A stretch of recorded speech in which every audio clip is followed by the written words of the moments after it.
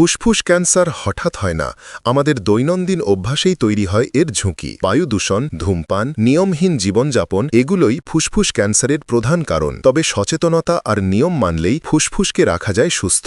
ধূমপানকে না বলুন, নিয়মিত ব্যায়াম করুন, ফল ও শাকসবজি গ্রহণ করুন। যদি দীর্ঘদিন ধরে কাশি না সারে, শ্বাস নিতে কষ্ট হয় বা ওজন হঠাৎ কমে যায়, তাহলে দেরি করবেন না। এখনই পরামর্শ নিন ক্যান্সার বিশেষজ্ঞ অধ্যক্ষ ডাক্তার SM সরোয়ার স্যারের কাছে, যার রয়েছে 30 বছরেরও বেশি অভিজ্ঞতা, 40 জন দক্ষ চিকিৎসকের টিম এবং 5000-এরও বেশি ক্যান্সার রোগীর সফল রিকভারি। সময় নষ্ট না করে সঠিক চিকিৎসাই পারে আপনার জীবন বাঁচাতে। আজই যোগাযোগ করুন। ফুসফুস ক্যান্সার মানেই শেষ নয়, সময় মতো চিকিৎসাই পারে নতুন জীবন দিতে।